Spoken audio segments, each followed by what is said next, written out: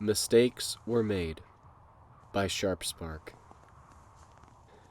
Rarity pulled the scarf tighter around her neck, even though the flimsy material didn't help much against the bite of the cold wind. Her hooves crunched in the snow, the flakes turning into dirty gray slush as soon as they made contact with the sidewalks. The streets of Manhattan were quiet. Not empty, never empty, not in the Big Orange. But the gloomy weather kept most ponies inside, and those unfortunate enough to be out wasted little time as they picked their way through the snow towards their presumably warmer destinations. Rarity almost missed the bar. The entrance lay down a half stair, shrouded in shadow, and the neon open sign that directed ponies that way had burnt out all of its letters except P.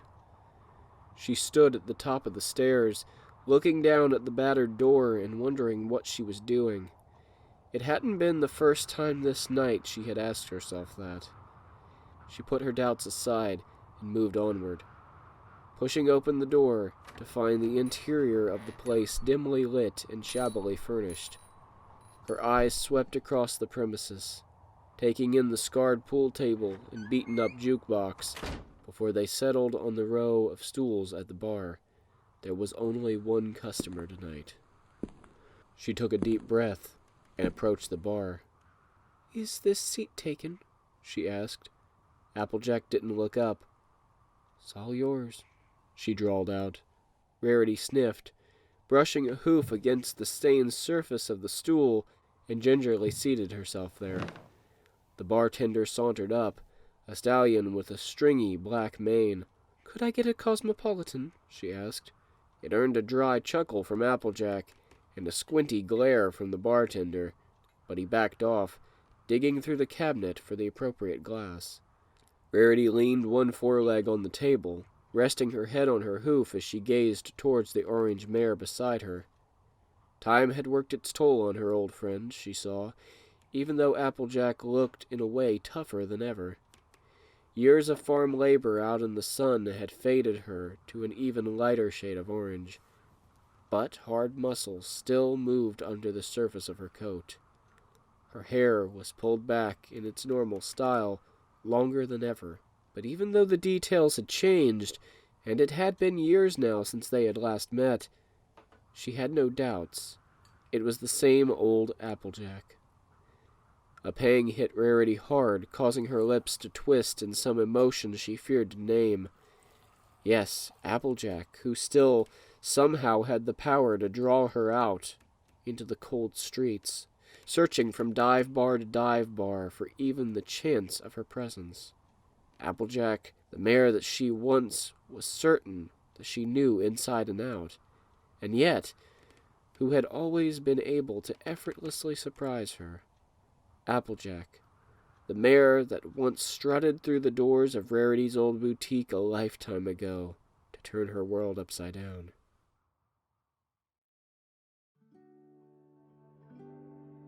"I want to kiss you," Applejack said. The spool of ribbon that Rarity had been floating bounced with a thud and rolled across the floor, leaving a vivid line of blue in its wake. She didn't even glance down, her eyes wide as she stared at Applejack, a splash of vivid orange amidst the light pastels of her spring line design. "I'm sorry," she laughed nervously, the sound suddenly seeming far too loud. "I must have misheard you, darling. I don't know where my head is today. Now, how can I help you again?" "I want to kiss you," Applejack repeated. Rarity's mouth opened, but no words came out. For some reason, the realization that abruptly struck her was that Applejack wore a flower tucked in the band of her hat. She recognized the kind from her own yard, one of the colorful blossoms that sprung up as not much more than weeds, but which she always let linger out of appreciation for their beauty. "What?" Rarity said feebly.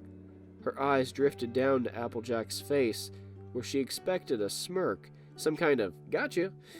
Instead, she found a certainty behind them that made her suddenly keen to look at the floor again, or glance over to make sure that her pony quins were all in order. or, quite frankly, anywhere else. "Oh," Applejack said as she took off her hat, "don't make me say it again." She shook her head gently in a motion that resettled her golden ponytail against her neck, and then held her Stetson to her chest as she calmly stood there in the middle of Rarity's boutique. That's rather a sudden thing to spring on some pony." "Could be," Applejack grinned, "but I'm not the type of mare to make things complicated. I say what I mean, and I mean what I say." She hesitated, a hint of uncertainty creeping into her expression. "I know I ain't your traditional prince. And hey, compared to you, I'm not so much to look at." Rarity's eyes snapped up, a frown on her mouth. "No, you—" Applejack raised a hoof to cut her off. "It's not to say I don't take care of myself, and I'm right proud of that. Meant it more as a compliment to you." She took a deep breath. "I like you, Rares, and I want you to know that, straight up. Might be that you could see yourself feeling the same way." Despite her best efforts, Rarity felt her cheeks growing warm. Applejack had always had a way of making her flustered, but she hadn't expected something like this. "What if," Rarity swallowed, "what if I were to say that I didn't like mares?" Applejack placed her hat back on her head and looked at her with those green eyes, the feeling behind them unreadable. "Are you saying that?" Rarity swallowed the lump in her throat. "Applejack, darling, you know that I think the world of you, really. I do. But I worry that what you are asking would be a terrible mistake for both of us." "Maybe so," Applejack said. A smile crossed her face. "But that ain't the same thing as saying you're not interested." Rarity looked up as she heard hoofsteps. Applejack slowly walked forward, that damnable smirk still on her face. She stopped only inches away, and Rarity shivered, surprised to find that she had been expecting more. "What's the worst that could happen?" Applejack said. Rarity bit her lip. "It could ruin our friendship." "Maybe." Rarity could practically feel Applejack's breath against her own lips. "On the other hoof, I'm a pretty darn good kisser, if I do say so myself." One of Rarity's eyebrows raised, and she met Applejack's gaze. "I find that hard to believe," she said. "A country bumpkin like you." Applejack smiled, remaining silent. In a sudden change, Rarity found herself unable to look away from the green eyes filling her vision. Rarity swallowed again. When she spoke, her voice was low, husky. "Someone so rough." Her hoof reached forward to brush against Applejack's foreleg, lingering on the farm mare's muscles. "So unrefined."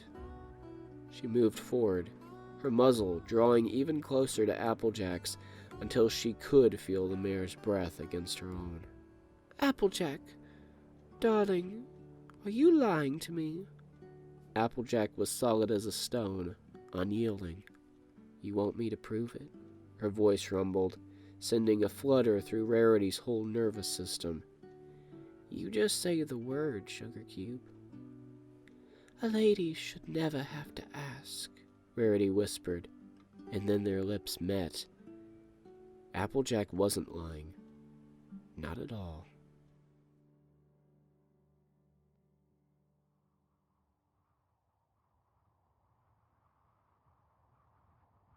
"I'm surprised to see you in Manhattan," Rarity murmured, her voice ringing in Applejack's ears in the silence of the near-empty bar.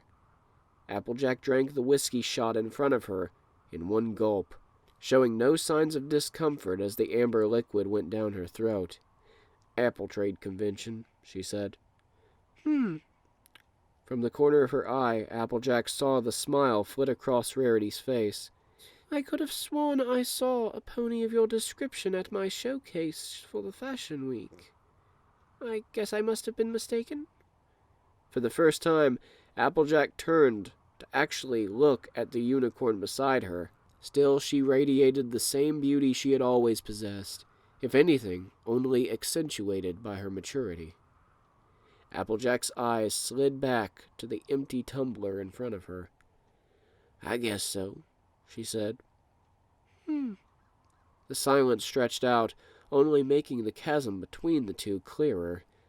Then Rarity spoke up again, as always mysteriously knowing the right thing to say. "How's the farm?" "Good." A smile crept across Applejack's muzzle, and she only hesitated for a moment before the words started coming, a hint of pride and energy behind them. "Better than ever. Even with this winter hitting us harder than usual, we've got a lot of hoofs to help out now, with Mac's oldest taking on a lot of the apple bucking duties. And Bloom's got plans to dig out an irrigation ditch for the southern fields. You should see her all fired up and frustrated about not being able to do it now. Pip's got his hoofs full, just keeping her from overstraining herself in her condition." Rarity's eyes grew round. "You mean she's—" Applejack smiled, raising an eyebrow as she turned to Rarity. "You didn't know? This is her second, too. Little Jonah Gold is almost 2 years old now." "My," Rarity said. "Seems like just the other day she was in grade school with her friends." "It does." The bartender trotted over, waving a cocktail glass with something pink in it in front of Rarity. She sniffed at it and forced a smile for him, waiting until he left before gently pushing it away from her. "I wish Sweetie would settle down," she said. "She is doing well, of course, dating some filly from the Wonderbolts of all things. I met her once and found her to be uniformly dreadful in manners and upbringing," she sighed. "But she makes Sweetie happy, and that's the most important thing." "Can't be easy having a relationship when you're touring Equestria all the time. I wouldn't worry, though. That filly has a good head on her shoulders." "That she does." Applejack hesitated a moment before quietly asking, "How's the fashion world?" Rarity frowned. "Come on, you hardly care about that sort of thing."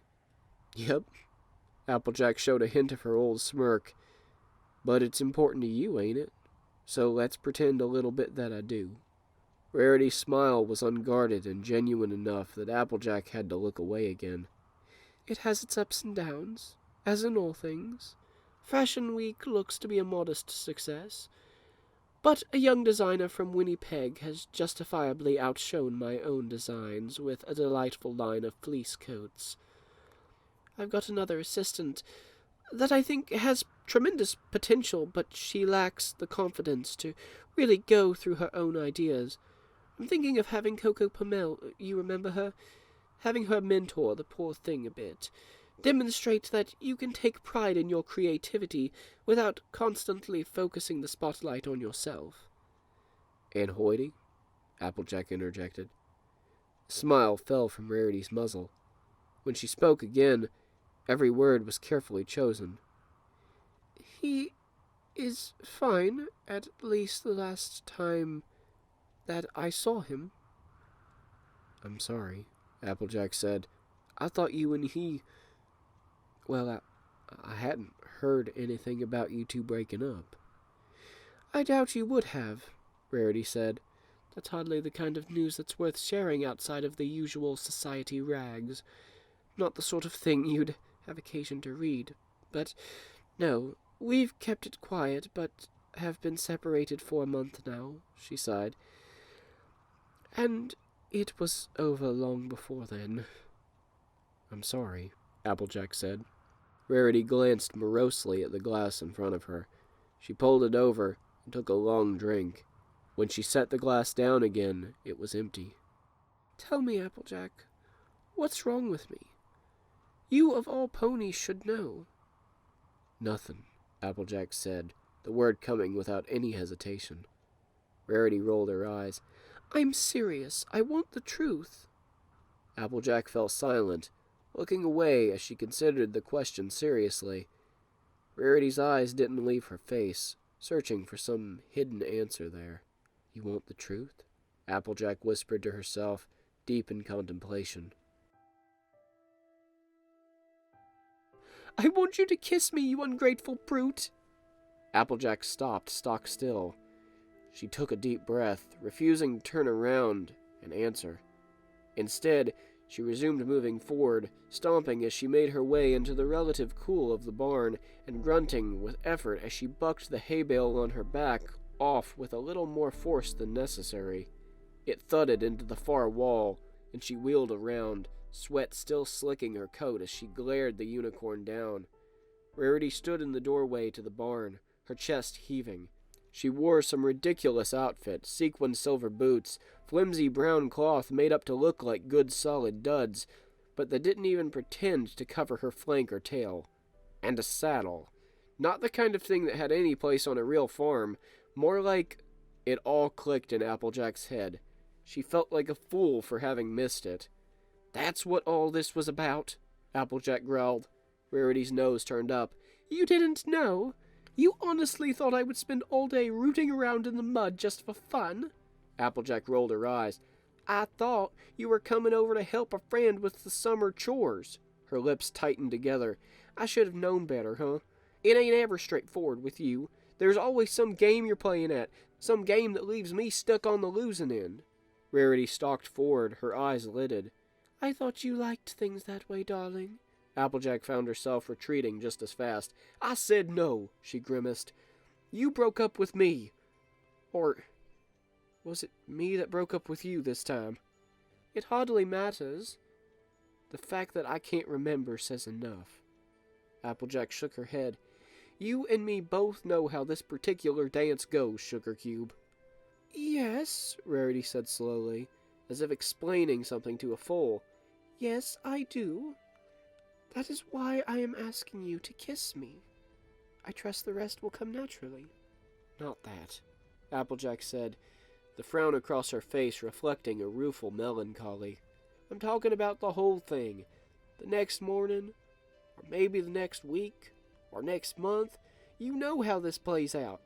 You'll start whining about me forgetting to wipe off my hooves when I come inside, or I'll slip how I really feel about one of your stupid dresses. Rarity's eyes flashed, but Applejack pushed on. I'm sick of it, Rares. You're sick of me? The unicorn said, her voice so soft as to be almost inaudible, but an undercurrent of danger lurking beneath. I'm sick of everything, Applejack spat out. Sick of fighting, of the feeling awful when you're around and worse when you're not. Sick of building up something with you, only to tear it down again. I'm sick of this. This, whatever this is.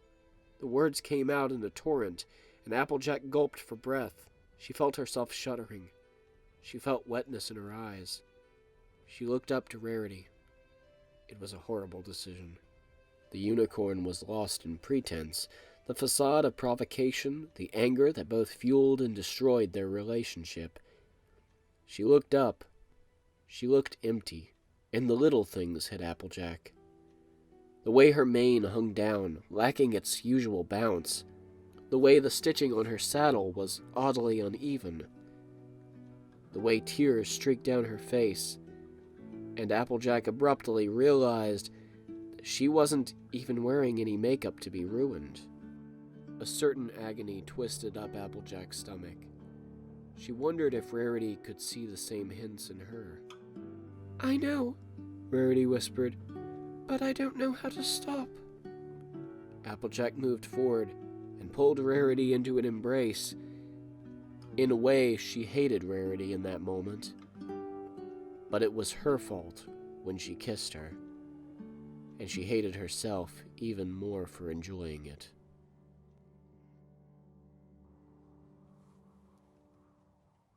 It's the truth, Applejack finally said.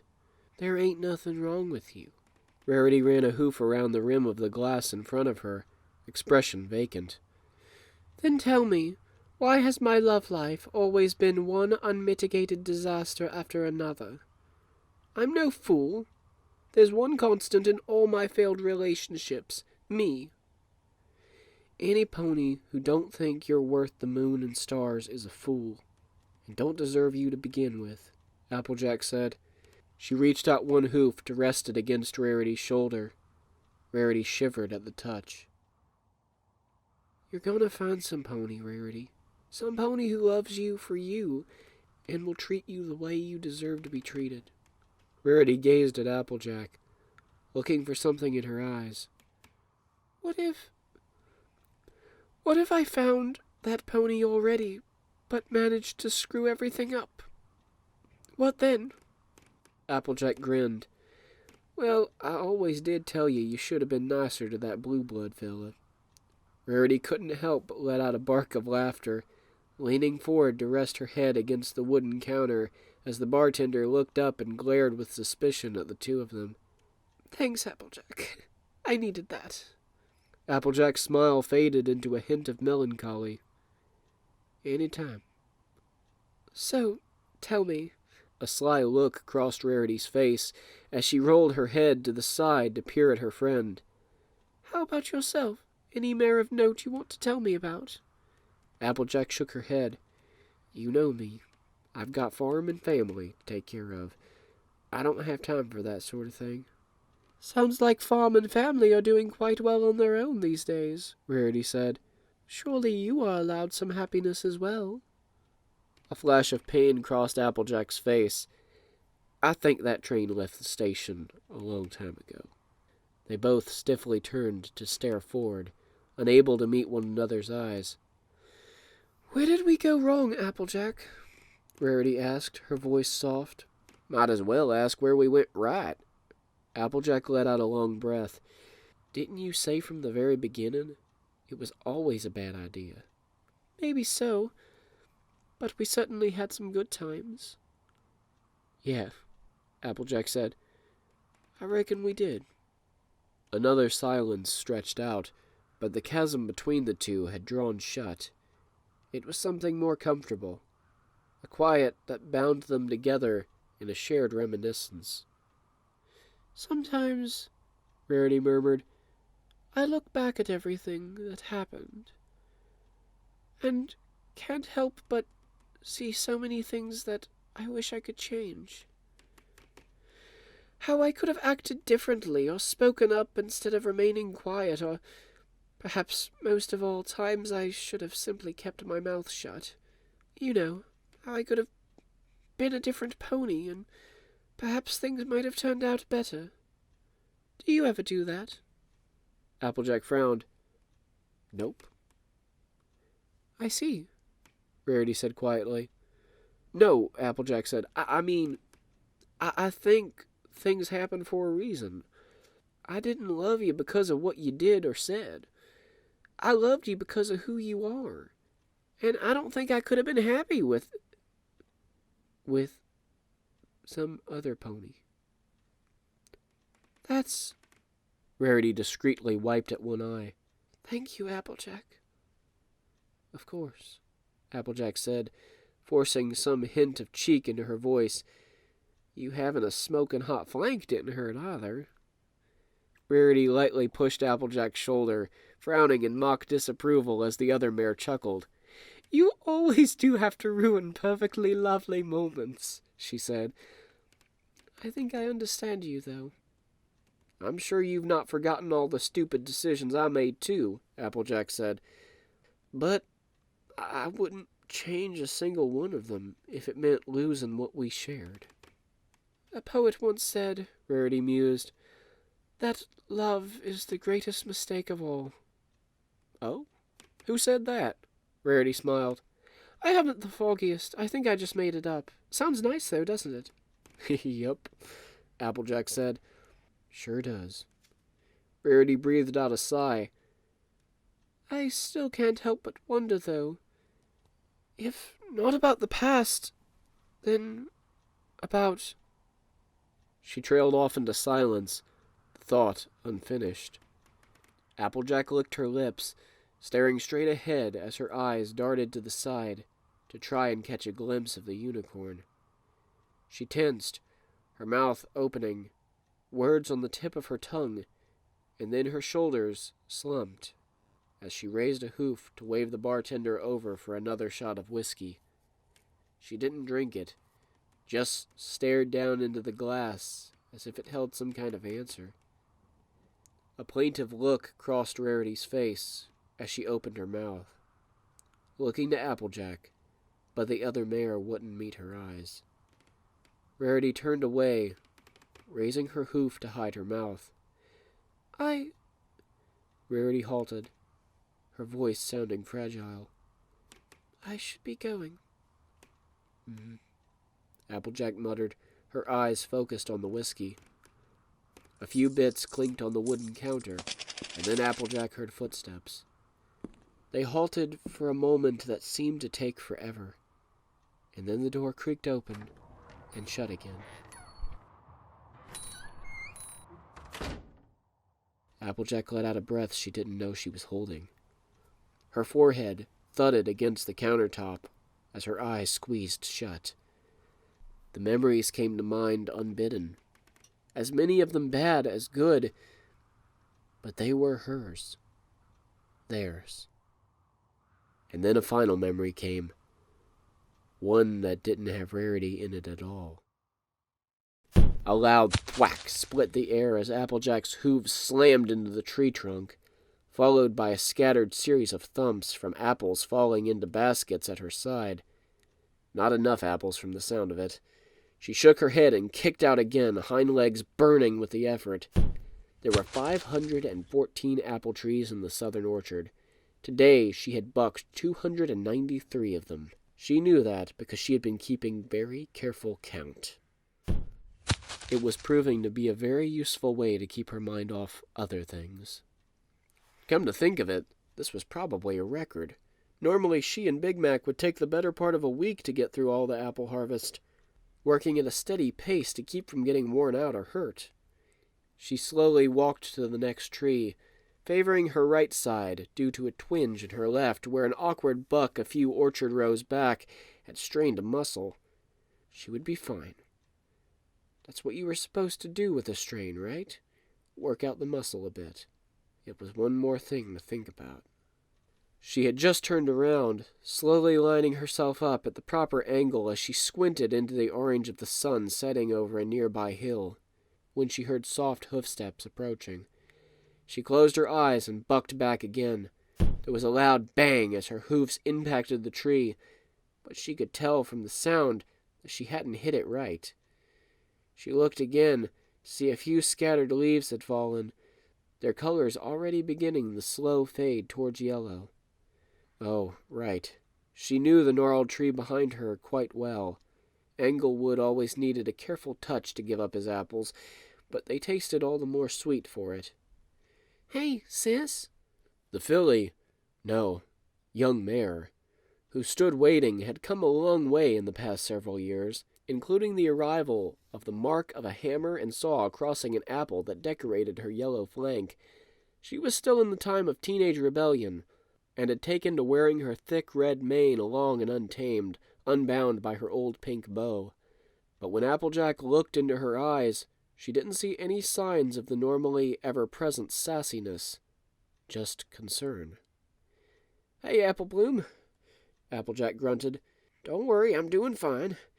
I still have a few more rows left in me, and then I'll be in for dinner. She's gone, Applebloom said. Applejack didn't respond. She glared forward into the setting sun, where Applebloom couldn't see her expression. She waited at the train station for a really long time. Even changed her ticket over to the last train of this evening. Bloom hesitated, biting her lip. I think she expected you to show up until the very end. I told her I wasn't coming, Applejack said, frost in her voice. Maybe so. I'm just saying. I think she hoped you'd be there. I'm sure. Applejack turned around to face Applebloom, her face twisted in a scowl. That's just what she wanted, wasn't it? To be the center of attention, to have every pony fawning over her. Well, not this pony. Applejack, Applebloom said, every pony else was there, sending her off in style. Piggy had the station done up with streamers, and there was a cake and punch like a big party. It was sweet, but she was waiting for you. To rub it in my face, Applejack spat out. Don't say that. She's your... Bloom hesitated before lamely finishing. Friend. Some friend. I wasted 5 of the prime years of my life on that mare, And what do I have to show for it? Good riddance, I say. You don't mean that, Applebloom said reproachfully. Applejack rounded on her, something blazing so bright in her eyes that Applebloom took an involuntary step backward. She never even told me about it herself. You want to know how I found out that she was moving to Canterlot? When I got the party invitation from Pinky. How's that for a friend? Sweetie said, I don't care. It don't matter. Applejack laughed bitterly. It don't matter at all. Because I know she'll be back. I don't think she will this time. The way she was talking to Twilight about the opportunity, I think she'll be back, Applejack shouted, only realizing too late how loud the words had come out. Her face flushed red, and she turned away again, lining up another kick on old Englewood. She always comes back. Always has, always will. That's how this works. And if it doesn't, Applebloom said, the question barely audible, then I'll be better off, won't I? Applejack's hooves slammed into the tree with a deafening crack. Apples rained down, and she trotted away, not even looking back at the permanent scar she had just etched into the trunk.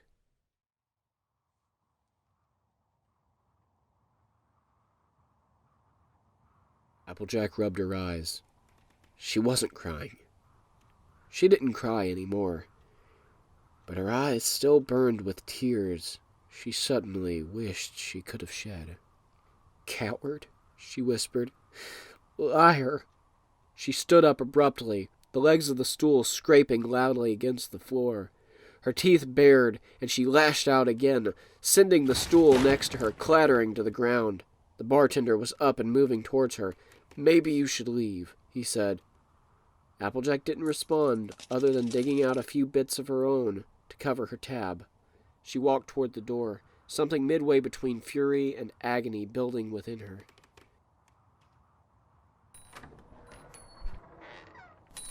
The cold of the night washed over her like she just jumped headfirst into a lake. It made her head feel sharper, more clear. It made her realize even more what a fool she was. She trotted up the stone steps to the street level and looked to the left and right. A few hunched-over ponies in coats and hats hurried from one place to another. There was no sign of Rarity.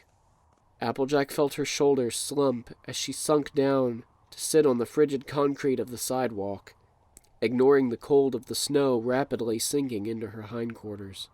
She closed her eyes. Sitting there on a dirty street in a place she hated, never in her life feeling more out of place and alone. When she heard a soft sob she was surprised to find hadn't come from her. Her ears swiveled as her eyes sprung up again. She heard it again, a choked sound, some pony crying ever so quietly. Her hooves moved up on their own, softly trying to muffle their sound as she found herself trotting around the building into a narrow side alley. There in the gloom, a white unicorn sat crying in the snow. Applejack didn't know what to feel. The cold outside had sunk into her very bones, into an emptiness inside of her. Rarity looked up at her, rubbing her eyes. I was, she said. This is... She shuddered, another sob squeaking out. What do you want? Applejack swallowed. I thought you left. She found herself facing a glare from the unicorn that was more pretense than anger. Why did you come here? Rarity said, and it was clear she didn't mean the alley. Why now? I was over you. I was doing fine. Yeah, Applejack said. Then why'd you come after me? Rarity shuddered and pulled herself up to her hooves. She took a moment, her breath frosting out in the night air as she steeled herself. We'll just wind up hurting one another. We're doomed, you and I. Applejack reached out a hoof to brush against Rarity's cheek. The unicorn's eyes fluttered as she leaned into the touch. Maybe, Applejack said. Probably even. Well then, Rarity whispered, what do you want? Applejack breathed in and out slowly. She paused to look up at the narrow strip of night sky, the stars up there somewhere, but hidden by the light of the city. "I want you to make a mistake with me." Rarity's eyes slid shut. Her lips quivered for a moment, uncertain. Then they grew firm, curving in the slightest of smiles, as she relaxed into a hint of old familiar assurance. "Darling," she said, "I thought you'd never ask." They kissed in the snow, and for a moment, even the worst winter could throw at them paled in comparison to the warmth they felt.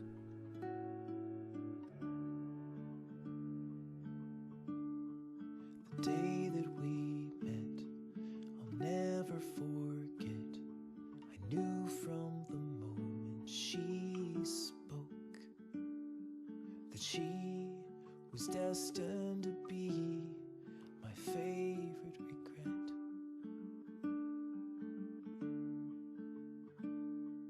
And all through the years, the joy and the tears we shared as the greatest of friends.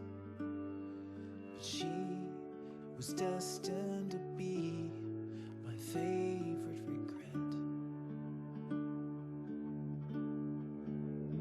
Well, each moment we spent, I've been almost content just to talk to her all through the night.